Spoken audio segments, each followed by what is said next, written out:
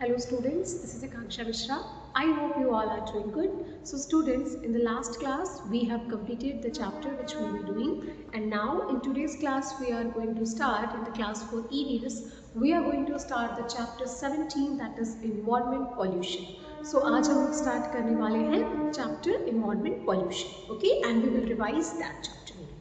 Okay, so let's start one by one and let's try to understand that whatever the things we have already studied, we will just revise it. Okay, तो जो भी हमने पहले पढ़ा है हम सब कुछ आज रिवाइज करेंगे. टॉपिक वाइज टॉपिक हम चलेंगे इस चैप्टर में and we will get to know about all the things. So the first thing is that the main sources, the first thing is the objective of this chapter in this one is the main sources. So first let's talk about the sources which we have. See, there are two types of sources we have. The first, as you know, the first is already given, which is here. If I name it, just as देखिए जैसे metal हो गया, कोल हो गया, petroleum हो गया, right? These things, ये सब चीजें क्या होती हैं? All these things बेटा, ये सब जो है, it is not going to be there for always. ये हमेशा के लिए हमारे पास अवेलेबल नहीं रहेंगी. सो ये सब चीजें एक टाइम के बाद खत्म हो जाएंगी, राइट? तो ये किसमें आ जाती हैं? These sources are known as the non-renewable sources. Okay, ये क्या कहलाती है? These sources are non-renewable sources, right? Now there is one more type of sources, that is renewable sources, जो कि कभी भी खत्म होने वाले में से नहीं है. So renewable sources. अब रिन्यूएबल सोर्सेस में क्या क्या आ जाएगा? So just take this one. अगर हम रिन्यूएबल सोर्सेस की बात करें तो वाटर, राइट, कभी नहीं खत्म होने वाली चीज है. एयर, वाटर, एयर, ये सब जो है ये सब कभी खत्म होने वाले सोर्सेज में नहीं आते हैं. So they are renewable sources and they are also known as the inexhaustible sources. और ये नॉन रिन्यूएबल सोर्सेज का there was one more name, एक और नाम से जाना जाता है. You have to tell me what was the other name for the non renewable sources. Okay, this is your homework. So ये तो हो गया non renewable and renewable. Now अगर ये चीजें खत्म हो जाने वाली है तो फिर ऑब्वियसली हमें इन्हें कंज्यूम करने में ध्यान रखना चाहिए. We should consume it very carefully. Okay, ध्यान रखिए, उचित ढंग से इसका हमें कंजप्शन जो है वो करना चाहिए, इसको यूज करना चाहिए. जब आप ट्रैफिक में फंसे हो तो you don't need to use the vehicle. आपको व्हीकल का इंजन स्टार्ट करते रखने की जरूरत नहीं है, आप उसको बंद कर दें. And when it comes to coal, जब भी आप जैसे कोल की माइनिंग वगैरह होती है, कंट्रीज में इलेक्ट्रिसिटी वगैरह प्रोड्यूस होती है, लेकिन अगर आप इलेक्ट्रिसिटी को सेव करोगे तो कोल अपने आप सेव होगा. अगर आप इलेक्ट्रिसिटी कम कंज्यूम करोगे तो कोल भी बचेगा. ओके, एंड मेटल जो है ऐसे धातु जो कि अभी तो हमें माइनिंग के थ्रू एंड डिफरेंट प्रोसेसेस के थ्रू मिल रहे हैं, बट एक टाइम के बाद वो भी खत्म हो जाएंगे. तो इन तीनों को ये सब जो भी नॉन रिन्यूएबल सोर्सेज हैं इनको यूज़ करने में भी बहुत केयरफुल रहना चाहिए. बट ऐसा नहीं है कि ये सोर्सेज जो कि रिन्यूएबल है, whether it is water, air, कुछ भी हो, ऐसा नहीं है कि ये हमें मिल जाएगा हमेशा तो we should use it very carelessly, कि हम इसे केयरलेसली यूज करें. नहीं, this is not good for us. क्यों? क्योंकि अगर आप इसे केयरलेसली यूज करोगे तो फिर ये अपनी जो क्वालिटी है वो खो देंगे. It will become harmful for you. Now let's see, अगर आप वाटर को प्रॉपरली यूज नहीं कर रहे हैं, ओके, उसमें आप रिवर है, रिवर्स में आप फैक्ट्रीज के जो पॉल्यूटेंट्स हैं वो बहा रहे हैं, तो वाटर भी डर्टी होगा. सेम वे अगर आप व्हीकल्स यूज कर रहे हैं और उनसे गंदे जो हार्मफुल जो गैसेस हैं वो निकल रही है, धुएं निकल रहे हैं, that is not good for you as well. तो ये सब जो है रिन्यूएबल सोर्सेज भी जो है वो हमें केयरफुली यूज करना चाहिए. तो अगर आप इन रिन्यूएबल सोर्स को प्रॉपरली ना यूज करो, प्रॉपरली ना ध्यान रखो, तो यही फिर पॉल्यूशन में आ जाते हैं. Let's see how it comes in the pollution.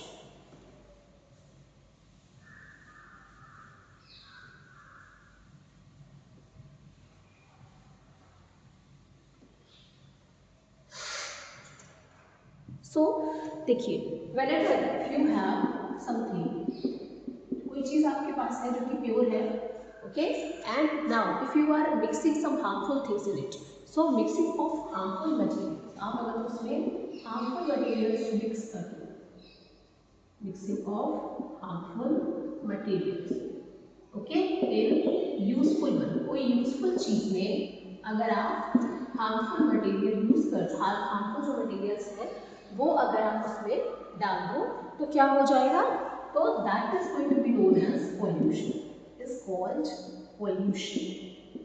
Okay, that is going to be known as the pollution. ये होता है पॉल्यूशन। कोई भी आपके पास यूजफुल चीज है, जैसे आपके पास वाटर है, ओके, आपने उसमें कुछ भी गंदा, आपके पास प्योर वाटर है, आपने उसमें डर्टी वाटर मिक्स कर दिया, थोड़ा सा भी कुछ भी, तो वो हो जाएगा harmful and it will become polluted, वो पॉल्यूटेड हो जाएगा। तो इस तरीके से पॉल्यूशन जो है वो फैलता है, यही कहलाता है pollution.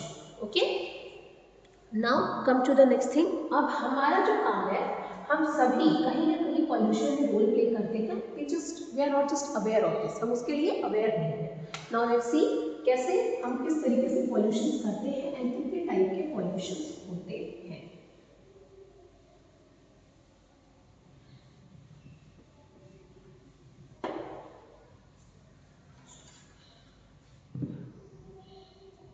So let's talk about first, जो पॉल्यूशन है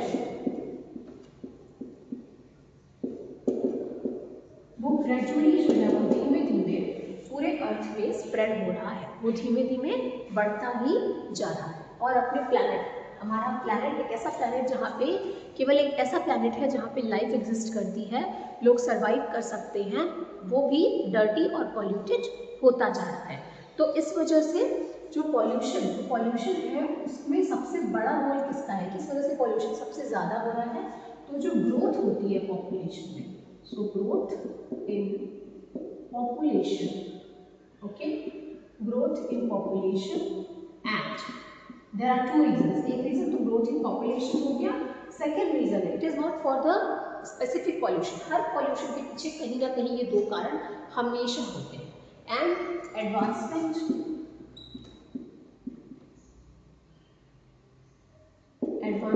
in the field of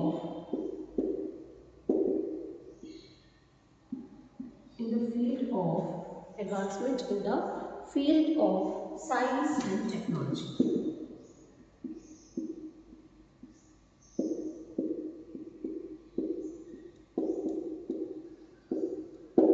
science and technology.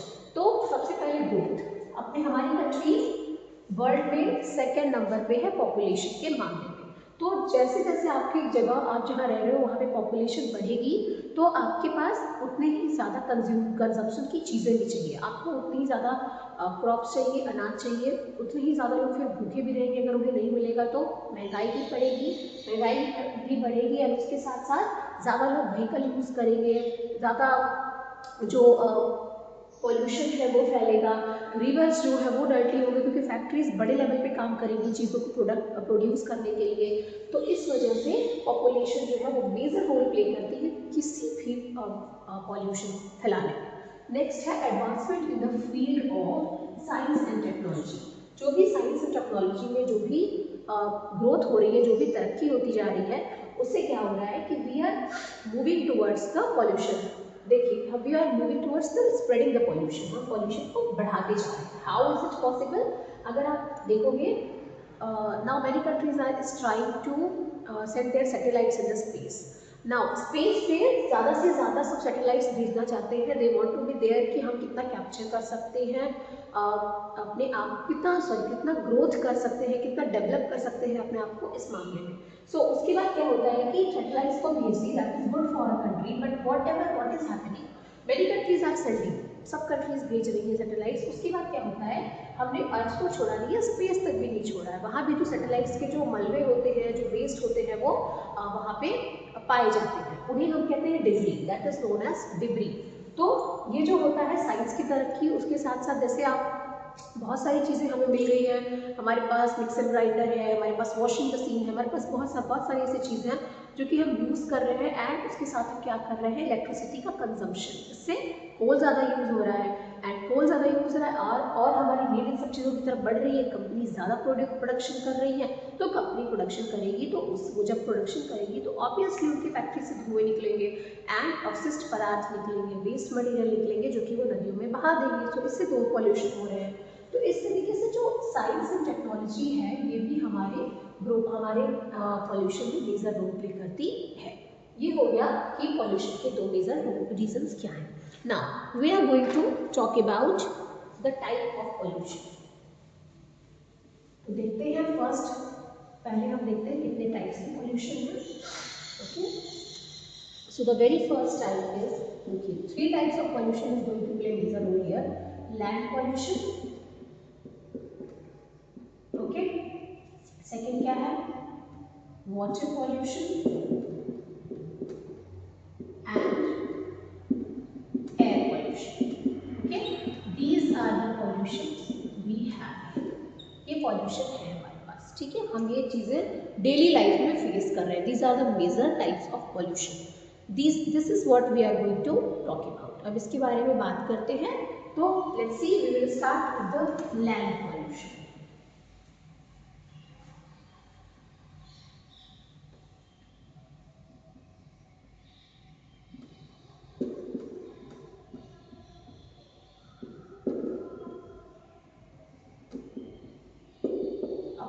Land pollution की जब हम बात करेंगे तो जब भी आप लैंड पे, जब भी आप धरती पे, भूमि पे कोई ऐसे हार्मफुल चीज़ें मिला दो या हार्मफुल चीज़ें फेंक दो जिससे उसकी क्वालिटी जो है वो इम्प्योर हो रही है, जिससे उससे वो हार्मफुल चीज़ों के टच में आ रही है और वो यूजफुल से ज़्यादा पॉल्यूटेड बनती जा रही है, तो that is going to be known as the land pollution.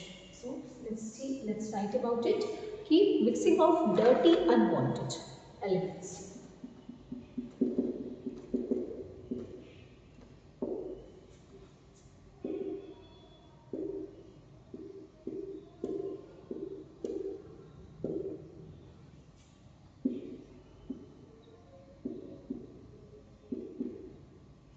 Mixing of dirty unwanted elements in the soil is called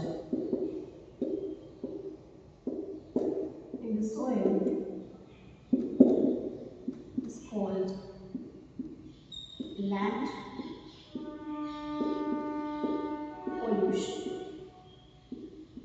Okay, whatever you will mix, अगर आप कुछ भी डर्टी और गंदी और अनचाही तत्व को अगर आप मिट्टी में मिलाते हो तो उसके बाद क्या होता है, उससे कौन सा पॉल्यूशन होता है, उससे लैंड पॉल्यूशन होता है. ओके, तो ये कौन सा पॉल्यूशन कहलाएगा, ये कहलाएगा land pollution. Now come to the next thing, pollution तो ये हो गया, that is the definition of the pollution. What are the reasons, क्या रीजंस है कि लैंड जो है वो पॉल्यूटेड होता है, कैसे हमारी मिट्टी, हमारी भूमि वो पॉल्यूटेड होती है. So now let's talk about the reasons behind it. तो जब those are the major reason behind it. Let's see. तो reasons देखते हैं. What are the reasons given here? तो अगर हम फर्स्ट बात करें कि कौन कौन से रीजंस हो सकते हैं लैंड पॉल्यूशन के, तो जब भी आप गार्बेज को खुले में फेंक देते हो, ओके, एंड जिससे क्या होता है, उसके बाद जो लैंड है वो डर्टी हो जाता है और फिल्दी हो जाता है. तो whenever you throw garbage in open area,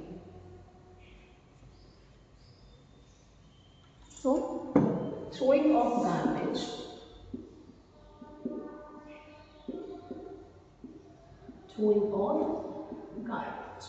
अगर आप गार्बेज को ओपन एरिया में फेंकते हो, ठीक है. नेक्स्ट इज, अगर आपने गार्बेज फेंका खुले में तो मिट्टी में वो पड़े रहेंगे. अगर वो बायोडिग्रेडेबल है तो वो एब्जॉर्ब कर लेगी मिट्टी, बट अगर वो बायोडिग्रेडेबल नहीं है, अगर आप प्लास्टिक, सैरामिक, मेटल्स ये सब फेंक रहे हो तो वो भूमि को जो है वो पॉल्यूटेड कर देंगे. Right. Next is use of insecticides.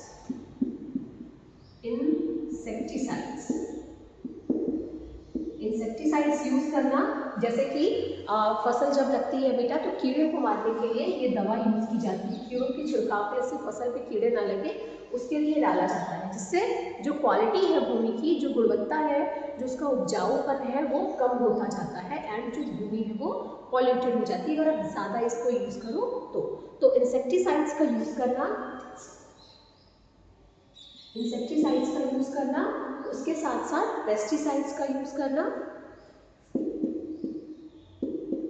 Pesticides is for bacteria, जैसे बैक्टीरिया होते हैं जो कि पेड़ों को, फसलों को खराब कर सकते हैं, तो उनका यूज़ किया जाता है। क्यों उनका यूज़ किया जाता है? ताकि फसल जो है वो उसमें बैक्टीरियाज ना लगे, वो खराब ना हो। नेक्स्ट है, अगर आप फर्टिलाइजर्स, ऐसे फर्टिलाइजर्स यूज़ करो जो कि हेल्थ के लिए भी नहीं ठीक है और भूमि के लिए भी नहीं ठीक है, तो फर्टिलाइजर्स का यूज़ करना, इससे भी क्या होता है, जो सॉइल है उसका उपजाऊपन खत्म हो जाता है, उस लेवल पे वो खेती नहीं आप करोगे तो उस लेवल पे आपको फसल नहीं मिलती उस क्वालिटी की, और धीमे धीमे जो जमीन है वो बंजर भी होने लगती है, जिससे कभी भी खेती ही नहीं हो सकती।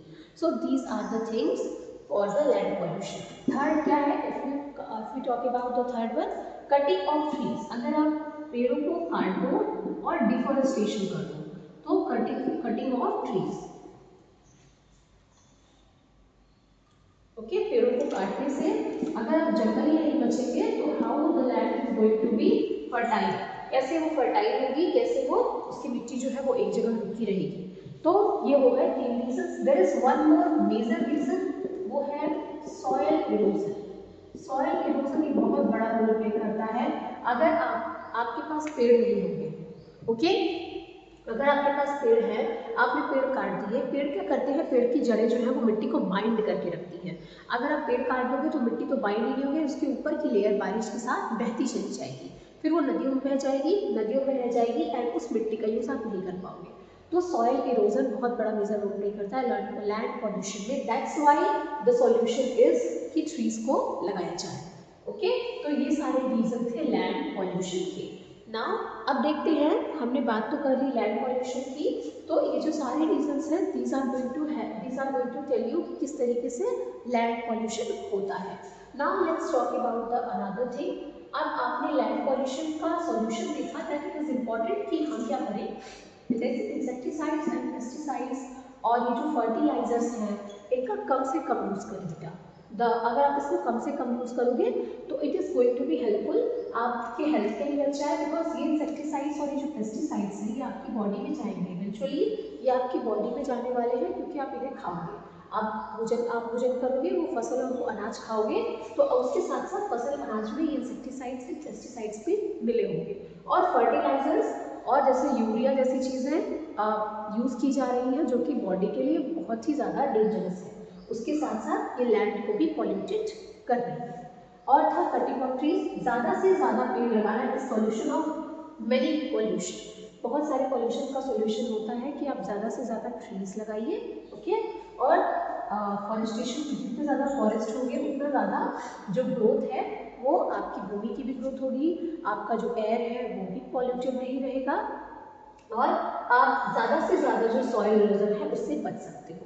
तो सॉइल इरोजन से बचने के लिए इट इज इम्पॉर्टेंट कि we can go for the trees. And whenever it comes to the garbage, अगर गार्बेज की बात आती है तो हमेशा उसे डस्टबिन में फेंकिए, और जिस तरीके से कंपोस्ट पिट का, अगर बायोडिग्रेडेबल वेस्ट है तो कंपोस्ट पिट या सैनिटरी लैंडफिल्स का यूज करिए, और उस जो आपका वेस्ट है उसको आप डिस्पोज कर दीजिए, ठीक है। And there is one more process, incineration का यूज करते हैं, हमारी कंट्रीज में इंसिनरेशन यूज होता है जिससे वो राख बन जाती है।